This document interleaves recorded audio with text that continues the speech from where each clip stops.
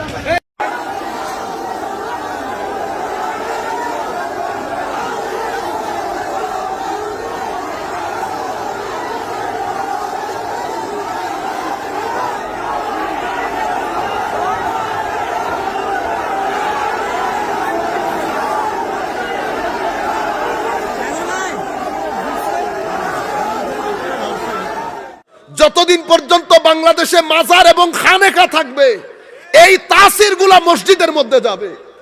আমাদের নতুন প্রজন্মের ছেলেরা বলে এ খানেকা কি? আপনি জানেন খানেকা কি? কথা বললে তো আবার আরেক জায়গায় চলে যাবে। এই এলাকার মধ্যে কোনো মুসলমান নাই, আল্লাহর ওলি বুজুর্গ এসেছেন দিন প্রচারের জন্য। আমি আপনি আমার এলাকা ছেড়ে যাব না। এই বুজুর্গানে দিনগুলা নিজের দেশ, সমাজ, পরিবার, পরিজন ত্যাগ করে দিক বিদিক ছুটাছুটি করেছে আমার নবীর নূর বন্টনের জন্য। আমার নবীর নূর বন্টনের জন্য আসছে গ্রামের মধ্যে, কাউকে চিনে না, সব তো বেদিন, কিন্তু তাদের চেহারার মধ্যে খাস নূর, ব্যক্তিত্বের মধ্যে ওয়েট, গাম্ভীর্যতা, চেহারার অ্যাট্রাকশন। যেখানে যায় মানুষ শুধু শুধু পিছনে যায়। কিরে ভাই, ওনার পিছনে পিছনে যাচ্ছেন কেন? বুঝি না, কেমন যেন লাগে, একটু ভালো ভালো লাগে, পিছন থেকে যেতে ইচ্ছে করে না।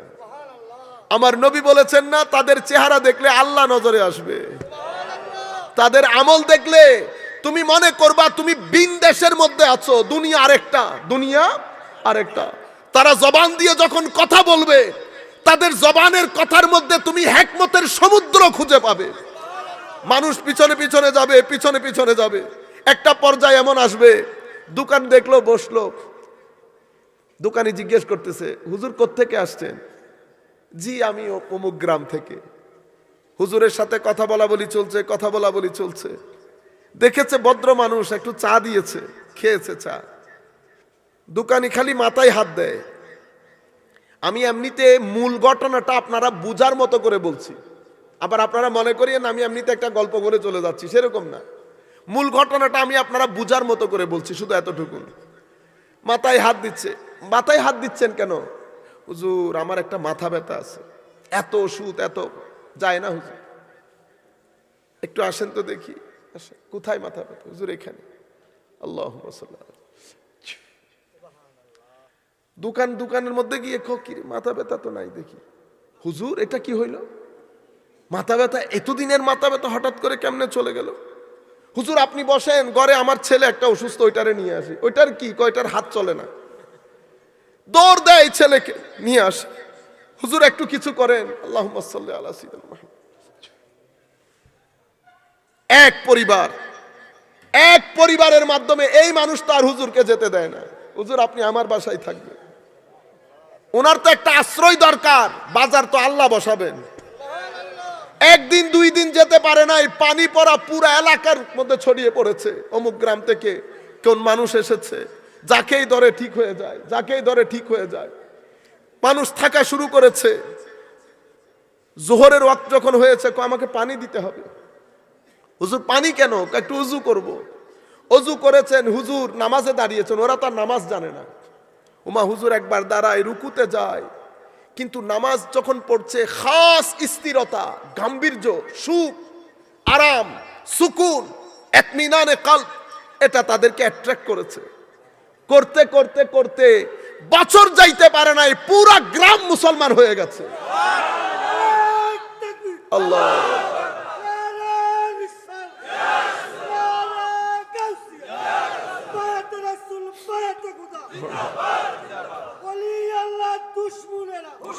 সম্মানিত উপস্থিতি, ঘটনা যখন ঘটেছে মানুষ জমে যাচ্ছে, তো জমে যাওয়ার পর উনি বললেন, দেখেন আপনার ঘর তো ছোট, বাইরে থেকে মানুষ আসে, তোমরা একটা কাজ করো, আমাকে ওখানে একটা ঘর করে দাও। হুজুর কেন? আমিও থাকলাম, মানুষকে কিছু শিক্ষা দিলাম, দূর দূরান্ত থেকে যারা আসে তারাও একটু থাকলো। ঘর করে দিয়েছে, ওই যে ঘরটা করে দিয়েছে ওইটাকে খানেকা বলে। ওইটাই হচ্ছে তালিমের প্রথম সেন্টার। যখন ভরপুর মুসলমান হওয়া শুরু করেছে তখন বলেছে আমার এখন একটা মসজিদ দরকার, জুমা জামাত করতে হবে। আগে খানেকা করেছে আউলিয়ায়ে কেরাম, অতঃপর আপনার এলাকার মধ্যে মসজিদ বাস্তবায়িত হয়েছে। মুসলমানই যদি না থাকে মসজিদ দিয়ে কি করবেন? আউলিয়ায়ে কেরাম জমিন তৈরি করেছে, সেই জমিনের মধ্যে বীজ বপন করার জন্য জমিনকে চাষ দিতে দিতে পানি ডালতে জমিন তৈরি করেছে। আর একবিংশ শতাব্দী, বিংশ শতাব্দীতে আপনি এসে বলছেন খানেকার দরকার কি? আপনি জানেন না আপনার বাবা ইন্ডাস্ট্রি কিভাবে করেছে? আপনার বাবা আরেকজনের ঘরে চাকরি করে করে মাথার গাম পায়ে ফেলেছে ইন্ডাস্ট্রি করার জন্য। আপনি দুনিয়াতে এসে প্রাডো গাড়িতে বসেছেন, আপনার বাবা প্রাডো গাড়িতে ছিলেন না, উনি রিক্সাতে চড়তেন, মাইলের পর মাইল হেঁটে যেতেন। বিল গেটস বলেন নাই আমার বাবা উকিল, সেই জন্য আমি 5 টাকা খরচ করতে খবর হয়। আমার ছেলের বাবা বিশ্বের অন্যতম ধনী, তার তো টাকা খরচ করতে কোনো খবর হয় না। আমাদেরও ঘটনা ঘটেছে সেরকম। বিংশ শতাব্দীতে এসে পুরানো ঘটনা সব ভুলে গেছি। আউলিয়ায়ে কেরাম কিভাবে অত্র এলাকার মধ্যে দিন প্রচার করেছে, কেন খানেকা করেছে, খানেকার পরে মসজিদ কিভাবে অস্তিত্বের মধ্যে এসেছে। জুমা জামাত করতে হবে, মুসলমানের সংখ্যা বেড়ে যাচ্ছে, কয়েকবার একটা মসজিদ করা দরকার। কেন? এখন তো আমরা পাঞ্জেগানা নামাজ সহ জুমার নামাজও পড়তে হবে। হুজুর জুমার নামাজ কি? এটা আমাদের সাপ্তাহিক নামাজ, সবাই মিলে একসাথে হয়ে পড়ব। এই হচ্ছে আমাদের আউলিয়ায়ে কেরামের ইতিহাস। সম্মানিত উপস্থিতি, যেখান থেকে শুরু করেছিলাম, যখন পৃথিবী দেখলো যে একমাত্র দিন, মানুষ হুমড়িকে সেই দিনের মধ্যে পড়ছে। আমেরিকা বলেন, ইংল্যান্ড বলেন, ডিপ্রেশনের জন্য, হতাশার জন্য মিলিয়ন মিলিয়ন পাউন্ড বছরে খরচ করে তাদের ছেলেরা দিন বদিন আত্মহত্যার দিকে চলে যাচ্ছে। সমাজ ক্রাইম রেট কমানো যাচ্ছে না, ডিভোর্স রেট কমানো যাচ্ছে না, পারিবারিক ভাঙন কমানো যাচ্ছে না। কেন? শুধুমাত্র আপনারা ধর্ম দিন ছেড়ে দেওয়ার কারণে। এখন মানুষ যখন ইসলামের মধ্যে আসছে তো কিছু না কিছু করতে হবে না। কিরকম করতে হবে? বাইরে থেকে আক্রমণ করা যাবে না, আক্রমণ ভিতর থেকে করতে হবে। আমার নবীর জমানা থেকে আজকের দিন পর্যন্ত মুসলমানদের উপর আক্রমণ দুইমুখী। কয়মুখী? একটাকে আমরা বলি খারেজি, আরেকটাকে বলে দাখিলি। একটা ভিতর থেকে আরেকটা বাইরে থেকে, একটা ইন্টেরিয়র একটা এক্সটেরিয়র, একটা ইনার সাইড একটা আউটার সাইড, একটা ইন্টারনাল একটা এক্সটার্নাল। একটা ভিতর থেকে কারা করে? মুনাফিকরা। ম্যান অফ ডাবল ফেসেস, তাদের চেহারা দুইটা।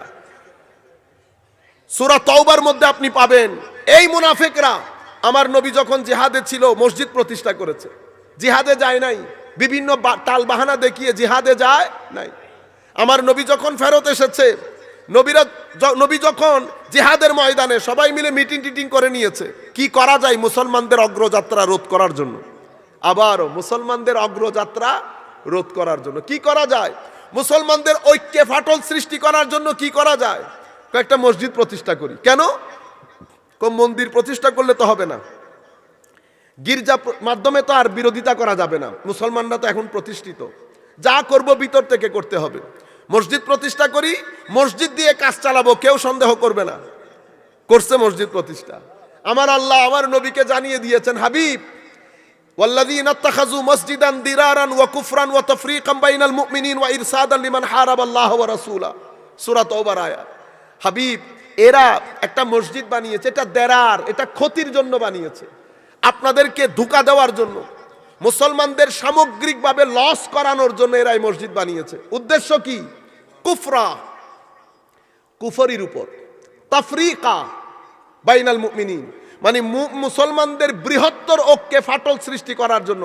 শব্দগুলা খেয়াল করেন, মুসলমানদের বৃহত্তর ঐক্যে ফাটল সৃষ্টি করার জন্য। ওয়া ইরসাদাল লিমান হারাবাল্লাহ ওয়া রাসূলা, যারা আল্লাহ এবং রাসূলের বিরুদ্ধে কাজ করছে তাদেরকে শেল্টার দেওয়ার জন্য।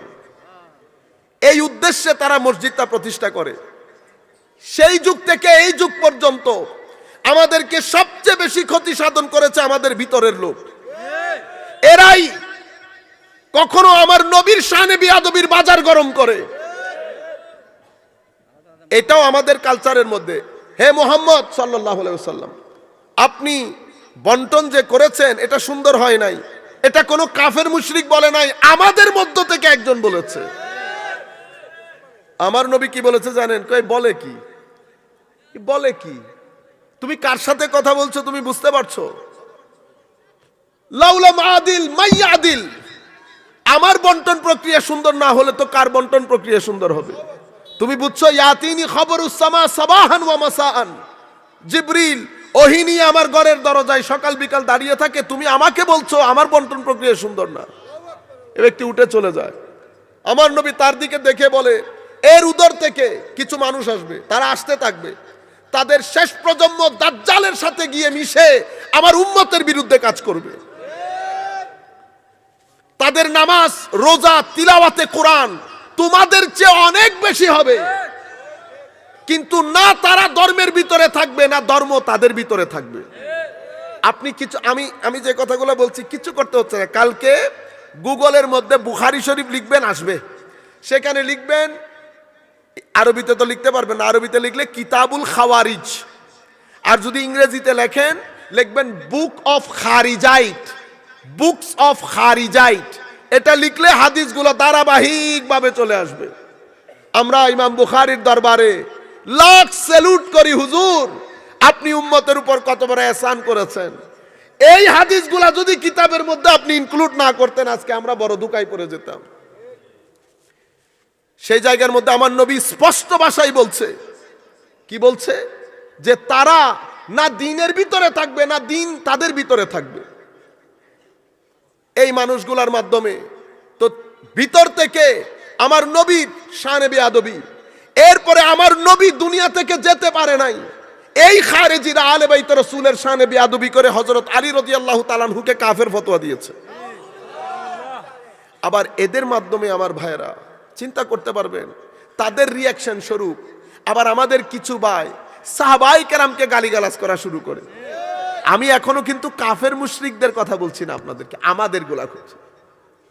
কেউ আলে বাইতকে গালি দেয়, কেউ সাহাবায়ে কেরামকে গালি দেয়, আবার আমাদের মধ্যে কেউ আউলিয়ায়ে কেরামের পিছনে লেগে আছে। ও ভাই, যাদের মাধ্যমে কুল কায়নাতের মধ্যে দ্বীন প্রতিষ্ঠিত হয়েছে। এটা হযরত খাজা মুঈনুদ্দিনের মাস না? আমার ভাইয়েরা কি বলে, খাজা বাবা কি কি কি বলে না? ও ভাই, পলিটিক্স করতেছেন আজকে কয়দিন? আমরা যদি 50 বছরও ধরি, সমগ্র বাংলাদেশের মুসলমান মিলে আমরা কয়জন মুসলমান করেছি? নাম কি ওনার জানেন? মুঈনুদ্দিন, दीन को मदद करने वाला। ওনার পূর্বে এসেছে মহিউদ্দিন, যেটাকে আমরা গৌসুল আজম বলি। তো মহিউদ্দিন এসে ধর্মকে জিন্দা করেছে, মুঈনুদ্দিন এসে ধর্মের গোড়ায় পানি ঢেলেছে। কারণ মহিউদ্দিন মানে জিন্দা করনে ওয়ালা, মুঈনুদ্দিন মানে মদদ করনে ওয়ালা।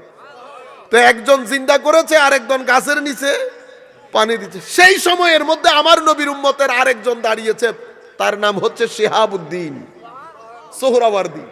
শিহাবউদ্দিন, শিহাব নক্ষত্র। উনি এসে কি করেছেন? উনি লাইট টাইট লাগিয়ে আমার নবীর উম্মতের বাজারকে আলোকিত করে দিয়েছেন। শিহাবউদ্দিন যাইতে পারে নাই, বাহাউদ্দিন দাঁড়িয়ে গেছে নকশেবন্দ। বাহাউদ্দিন নকশেবন্দ দাঁড়িয়ে গেছে। বাহাউদ্দিন এসে তো পুরা দিন বানিয়ে দিয়েছে রাতকে। সুবহানাল্লাহ। মহিউদ্দিন, মুঈনুদ্দিন, শিহাবউদ্দিন, বাহাউদ্দিন। সম্মানিত উপস্থিতি, এই আন্দাজে আউলিয়ায়ে কেরাম দ্বীনের খেদমত করেছে, আর আমার ভাইয়েরা রাত দিন আউলিয়ায়ে কেরামের পিছনে লেগে আছে। এক, এরপরে দেখেন যেই যেই জিনিসগুলোর মাধ্যমে উম্মতে মুসলিমার মধ্যে গত 1300 বছরে ঐক্য প্রতিষ্ঠিত হয়েছে, জানেন সেগুলা কি? ঈমানের ক্ষেত্রে কুল কায়নাতের সমগ্র মুসলমান 90 ভাগেরও বেশি আহলুস সুন্নাহ ওয়াল জামার আকীদার উপর প্রতিষ্ঠিত হয়ে ঐক্যমত প্রতিষ্ঠিত হয়েছে। কিসের উপর? আহলুস সুন্নাতে ওয়াল জামা। আকীদার ক্ষেত্রে, আমলের ক্ষেত্রে কুল কায়নাতের মুসলমান 95 ভাগেরও বেশি মাযহাবের অনুকরণ অনুসরণের উপর একমত পোষণ করেছে। আজকে না তো আমার ভাই, 1200, 1300, 1400 বছরে উম্মতের ঐক্যমত্য 4 মাযহাবের উপর, শিয়া মাযহাবটা বাদ দিয়ে। এরপরে তৃতীয় যেটার উপর ঐক্য প্রতিষ্ঠিত হয়েছে সেটা হচ্ছে উম্মতে মুসলিমা 95 ভাগ উম্মত যেই কোনো একজন আল্লাহর ওয়ালির নিসবতের ধারক এবং বাহক ছিলেন, আছেন। আপনারা বুঝতে পেরেছেন? এখন যদি আপনি আমাকে সংক্ষিপ্তভাবে বলতে দেন আহলে সুন্নাত ওয়াল জামাতকে কিভাবে চিনবো, ভেরি সিম্পল। আহলে সুন্নাত ওয়াল জামাত পৃথিবীর যেই প্রান্তে যাবেন যান, তালাল বদরু আলাইনা এই নাচ শুনে যার ভিতর কেঁপে উঠবে, যার চেহারার মধ্যে হাসি দেখবেন, চেহারার মধ্যে একটা মস্তি দেখবেন, সুন্নি। কেন?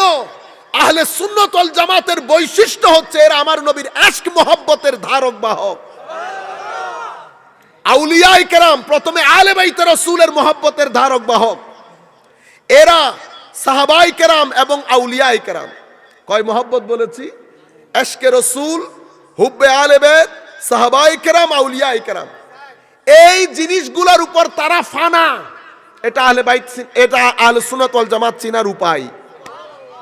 দ্বিতীয়, আহলে সুন্নাত ওয়াল জামাত পৃথিবীর যেই প্রান্তে যাবেন যান, আহলে সুন্নাত ওয়াল জামাত কোনো না কোনো মাযহাবের অনুসরণ করে। তৃতীয়, পৃথিবীর যেই প্রান্তে যাবেন যান, আহলে সুন্নাত ওয়াল জামাত কখনো উগ্রপন্থীর সাথে জড়িত ছিল না, নাই, থাকবেও না। আপনারা বুঝতে পেরেছেন? এটা উম্মতের গত 1400 বছরের ধারাবাহিকতা। হঠাৎ করে উম্মতের মধ্যে একটা আন্দোলন শুরু হয়েছে। কখন? যখন উম্মতে মুসলিমা লাঠি হারিয়ে ফেলে। লাঠি হারিয়ে ফেলে। লাঠি কতদিন ছিল মুসলিমের হাতে? 1200 বছর। আজকে আমি কলেজ বিশ্ববিদ্যালয়ের ছাত্রদেরকে বলছি, আপনারা আমেরিকা, ইংল্যান্ড, ইউরোপ পুরো বিশ্বে নেতৃত্ব দিচ্ছে, কোনো সন্দেহ নাই। বর্তমান সভ্যতার তারা নেতৃত্বের মধ্যে কোনো সন্দেহ নাই। কিন্তু আপনি তাদেরকে তুলে ধরতে গিয়ে আমাদের 1200 বছরকে যখন বৃদ্ধাঙ্গুলি প্রদর্শন করেন, তখন আমাদের বড় হাসি পায়। কি পায়? হাসি পায়। আমি একটা প্রোগ্রামে ছিলাম, একজন ইংলিশ খুব একেবারে না অহংকার করে উই কি বলছে, we Europe, we American, we British, আমরা এটা করেছি, আমরা ওইটা করেছি, এটা আমাদের আবিষ্কার, ওইটা আমাদের আবিষ্কার বলতে বলতে বলেছে। আমার বক্তব্যের সময় যখন এসেছে আমিও বলছি, আমি আপনার দৃষ্টি আকর্ষণ করছি। তো উনি বলছেন, yes, you talking to me? Allah, হ্যাঁ, আপনার দৃষ্টি। সভ্যতার বল আপনার কোর্টে 250 বছরও খেলেন নাই, দুর্বল হয়ে গেছেন। এই বল নিয়ে বেটা আমি 1200 বছর খেলেছি। কয় বছর? 1200 বছর। 1-2 পৃথিবীতে না তো 3 মহাদেশে আমার সূর্য কখনো অস্তমিত হয় নাই। এই ইতিহাস এখন কেউ কাউকে বলে না। আমাদেরকে আপনি আন্ডারএস্টিমেট করবেন বিশ্ববাজারের মধ্যে, আমরা পড়ে গেছি, কোনো সন্দেহ নাই। কিন্তু আমরা 1200 বছর পৃথিবীকে দর্শন শিখিয়েছি, বিজ্ঞান শিখিয়েছি, জ্ঞান শিখিয়েছি, সংস্কৃতি শিখিয়েছি। পুরা 3 মহাদেশ আমরা শাসন করেছি পৃথিবীর। পৃথিবী মেডিকেল সায়েন্স জানতো না, আমরা মেডিকেল সায়েন্স শিখিয়েছি। পৃথিবী ফিজিক্স জানতো না, আমরা ফিজিক্স শিখিয়েছি। 1200 বছর সভ্যতার এই বল নিয়ে নাড়াচাড়া করেছি। আমরা কিন্তু পড়ে যাই নাই ষড়যন্ত্র করে। আমরা যখন নিজেদের চরিত্র নষ্ট হয়ে গেছে, আমরা নিজেদের কারণে নিজেরা লস করেছি। তোমরা 250 বছরের মধ্যে তোমরা এই বলটাকে নষ্ট করে দিচ্ছ। তোমরা বুকে হাত দিয়ে বলো, তোমাদের সমাজ ব্যবস্থা আগের মতো আছে, তোমাদের সমাজ ব্যবস্থা ধসে পড়েছে। তোমরা নিজেদের এই কালচার পুরো পৃথিবী ব্যাপী ছড়িয়ে দিয়ে আমাদের পুরো পৃথিবীর যুবকদের অন্তরকে ডিপ্রেসড করে ছেড়ে দিয়েছো, ফ্রাস্ট্রেটেড করে ছেড়ে দিয়েছো, রেপ বাড়িয়ে দিয়েছো অশ্লীলতার নাম দিয়ে। পুরা পরিবার ব্যবস্থা তছনছ করে দিয়েছো। তোমরা আবার বলো উই তুমি আমাকে আবার আন্দাজ, তুমি কোন পুকুরের মাছ? তুমি আমার সাথে কম্পেয়ার করতে হলে 700 বছর আগে খেলো বই নিয়ে, তারপরে না তুমি আমার লগে কম্পেয়ার করবা। খেলো নাই 250 বছর, আমার লগে আবার তুমি কম্পেয়ার করতে আসো। আপনারা বুঝতে পেরেছেন? না জানলে অনেক কিছু। আমাদের তো সমস্যা হচ্ছে হোয়াইট স্কিন দেখলে আবার আমাদের থাকে না, হুঁশ থাকে না। পরে ইভেন আমাদের বাংলাদেশের কত যদি আমরা বলি, আপনার কি মনে হয় কোন দিক দিয়ে আমাদেরকে বলে না তৃতীয় বিশ্ব, থার্ড ওয়ার্ল্ড কান্ট্রি? আরেকজনও বলেছে থার্ড ওয়ার্ল্ড কান্ট্রি একটা জায়গার মধ্যে, একটা বক্তব্যের মধ্যে। আমি বলছি না আপনি উইথড্র করতে হবে আপনার বক্তব্য। কিসের third world country? 500 crore crore crore টাকা যেই দেশে সাপ্তাহিক করাপশন হয় সেই দেশ কি গরিব দেশ? আরে ভাই, যেই দেশের মধ্যে ঢাকা বিশ্ববিদ্যালয়ের মতো বিশ্ববিদ্যালয় আছে, বুয়েটের মতো বিশ্ববিদ্যালয় আছে, সেই দেশ গরিব হয়? 10 বছরের জন্য স্থিতিশীলতা প্রতিষ্ঠা করে দেখান, আমরাও দেখাবো অক্সফোর্ড আগে না ঢাকা ইউনিভার্সিটি আগে। আল্লাহ রাব্বুল আলামিন ব্রেইন আমাদেরকে দান করেছেন, কিন্তু আমাদের চরিত্র নষ্ট হয়ে গেছে। নষ্ট হয়েছে, শুধু নষ্ট না, অতিমাত্রায় নষ্ট হয়ে গেছে। অতিমাত্রায় দুনিয়াদার, অতিমাত্রায় লোভ আমাদেরকে বিয়ে বসেছে। নিষ্ঠা খতম হয়ে গেছে, সততা খতম হয়ে গেছে, জুলুমের বাজার গরম হয়েছে। যেই যার কাছে পারছি মার ঠেকিয়ে জুলুম করে করে খাচ্ছি। অথচ উঠার জন্য যা কিছু প্রয়োজন আল্লাহ রাব্বুল আলামিন আমাদেরকে দান করেছেন। সম্মানিত উপস্থিতি, বিশ্ব যখন এই ঘটনা দেখেছে, তো বিশ্ব টাকা খরচ করা শুরু করছে। টাকা খরচ করা শুরু করছে। তো টাকা খরচ কেমনে করতে হয় আল্লাহ পাক জানে কেমনে করছে। আমরা তো ঘটনা ঘটতে দেখতেছি, ঘটনা কিভাবে ঘটানো হচ্ছে আমরা দেখছি না। আমরা দেখছি হঠাৎ করে যুবকদের মধ্যে একটা উত্থান, মাযহাবের বিরুদ্ধে, আমার নবীর ইশক আদবের বিরুদ্ধে, মিলাদুন নবীর বিরুদ্ধে। উম্মতের মধ্যে মসজিদে মসজিদে ফিতনার বাজার গরম হয়েছে, ফিতনার বাজার গরম হয়েছে। এখন বুঝতে পারছেন ব্যাকগ্রাউন্ড কোন জায়গার মধ্যে ঘটেছে? এই জায়গার মধ্যে সমস্যা সৃষ্টি হয়েছে। সম্মানিত উপস্থিতি, আমরা যেই কথা, যেই সূরাটা শুরু করেছিলাম, আর আইতাল্লাযী ইউকাযযিবু বিদ্দীন ফাযালিকাল্লাযী ইয়াদউল ইয়াতীম, তো এখানে কৃপণতা হয়েছে। কার আলামত? মুনাফিকের আলামত। কার আলামত? মুনাফিকের আলামত। এরপরে নামাজ ছেড়ে দেওয়া। কোন নামাজ? যেই নামাজের ভিতরে রূহ আছে সেই নামাজ আমরা ছেড়ে দিয়েছি।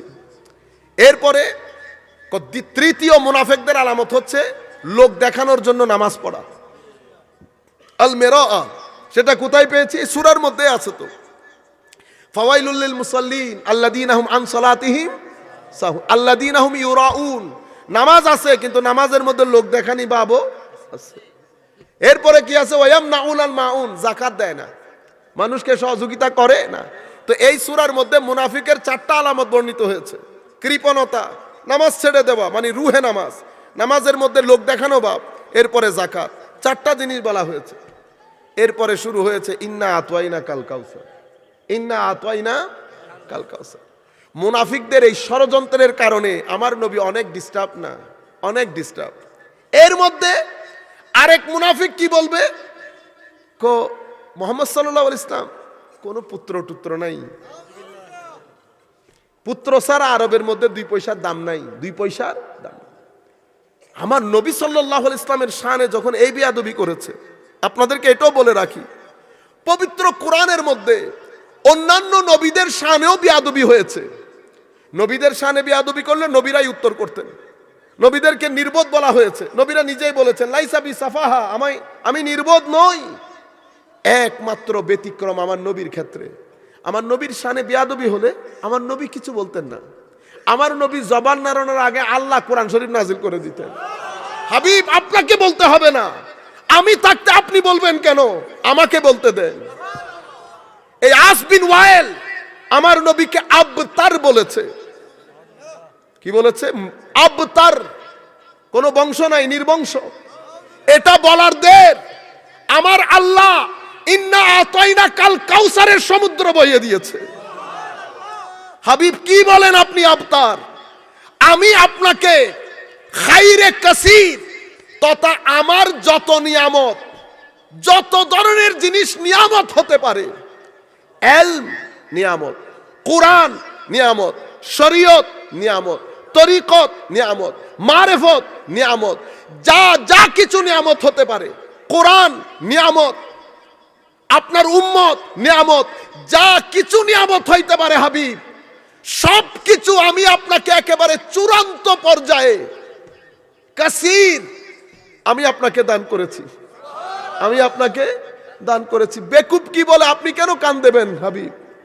রয়ে গেল আওলাদ। আমরা যদি শুধুমাত্র আওলাদও ধরি, তো আওলাদের মধ্যে আমার আল্লাহ ফাতেমাতুজ জাহরা রাদিয়াল্লাহু তাআলা আনহার পেট মুবারককে আমার নবীর বংশ পরিক্রমা জারি করার জন্য এই পেট মুবারককে এত বরকত দান করেছেন। রুয়ে জমিনের মধ্যে যেখানেই যাবেন যান, আলে বাইতে রাসূলের ছড়াছড়ি এক পেট থেকে, ফাতেমাতুজ জাহরা রাদিয়াল্লাহু তাআলা আনহার পেট থেকে। শুধু কি তাই? এলমে শরীয়ত বলেন, এলমে তরিকত বলেন, এলমে মারিফত বলেন, আমার নবীর শরীয়তের মধ্যে যত খেদমত, প্রত্যেক খেদমতের পেছনে মূল জায়গায় আলে বাইতে রাসূল। আপনি বলবেন হুজুর ইমামে আজম তো আলে বাইত ছিল না। ইমামে আজম আলে বাইত ছিল না, কথা ঠিক, কিন্তু ইমামে আজম যেই ইন্ডাস্ট্রিতে হয়েছেন সেই ইন্ডাস্ট্রি আলে বাইতে রাসূলের। ইমাম জাফরুস সাদেক আলাইহিস সালাম রাদিয়াল্লাহু তাআলা আনহু আরদা, হুজুর ইমামে আজম বলছেন, আমি ইমাম জাফরুস সাদেকের মজলিসে যদি 2 বছর না বসতাম, আমি ইমামে আজম আবু হানিফা হতাম না। উনি আলে বাইতে রাসূলের ইমাম। আপনি কার কাছে যাবেন? হুজুর গৌসুল আজম মুহিউদ্দিন আলে বাইত, মুঈনুদ্দিন আলে বাইত, শিহাবউদ্দিন আলে বাইত, বাহাউদ্দিন আলে বাইত। সেই যুগ থেকে এই যুগ পর্যন্ত যাদের মাধ্যমে শরীয়ত তরিকত মারিফতের খেদমত হয়েছে, প্রত্যেক ব্যক্তির মূল আলে বাইতে রাসূল সাল্লাল্লাহু আলাইহি ওয়াসাল্লাম।